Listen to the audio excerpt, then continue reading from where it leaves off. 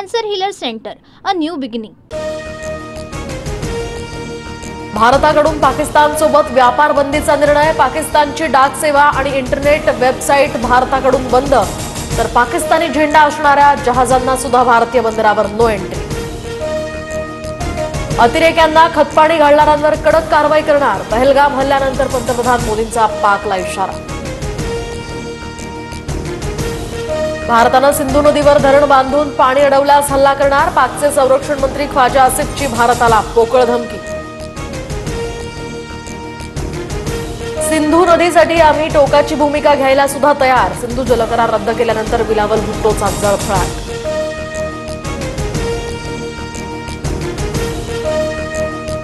राजौरी हल्ल्यातील 2 दहशतवाद्यांची एनआयएकडून चौकशी. राजौरी, पूंछ, पहलगाम हल्ले एकमेकांशी संबंधित असण्याची शक्यता.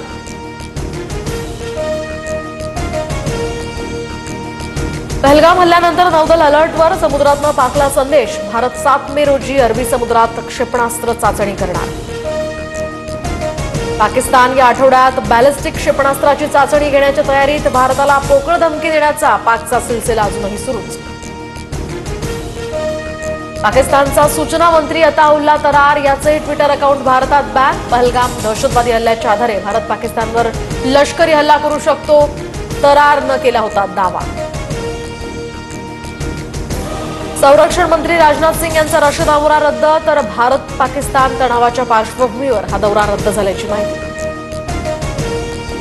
उत्तर प्रदेशात गंगा एक्सप्रेसवेवर लढाऊ विमानांचं नाईट लँडिंग. राफेल, जॅग्वार आणि मिराज सारख्या लढाऊ विमानांची हवाई प्रात्यक्षिकं. भारतीय वायुसेनेचा पाकिस्तानला इशारा. घाबरलेला पाकिस्तान मदतीसाठी आता सौदी अरब आणि इतर मित्र देशांकडे. तणाव कमी करण्यासाठी भारतावर दबाव टाकण्यासाठी पाककडून विनंती.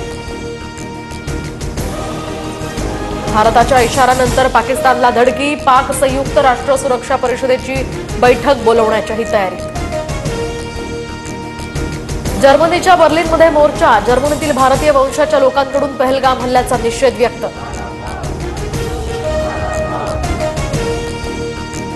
तर युद्धाच्या भीतीनं पाकिस्तान घाबरला. कराची आणि लाहोर विमानतळांवरील हवाई क्षेत्र दररोज 8 तास बंद राहणार.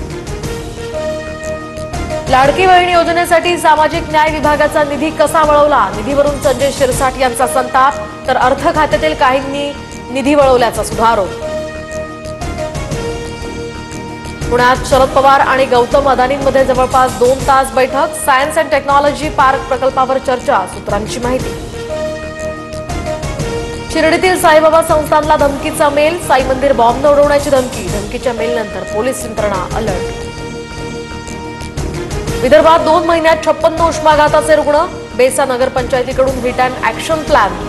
दरम्यान ठिकठिकाणी पिण्याच्या पाण्याची सोय आणि कामगारांसाठी गाईडलाईन सुद्धा जारी. मे महिन्याच्या पहिल्याच आठवड्यात मुंबईतील किमान तापमानात मोठी वाढ. पुढील आठवडाभर हे किमान तापमान चढच राहण्याचा अंदाज, तर 4 ते 6 मे दरम्यान पावसाचाही इशारा. पश्चिम रेल्वेवर आज रात्रकालीन ब्लॉक, तर उद्या रेल्वेच्या कोणत्याही मार्गावर मेगा ब्लॉक नाही. नीटची परीक्षा असल्यानं विद्यार्थ्यांच्या सोयीसाठी रेल्वे प्रशासनाचा निर्णय. Cancer healer centre, a new beginning.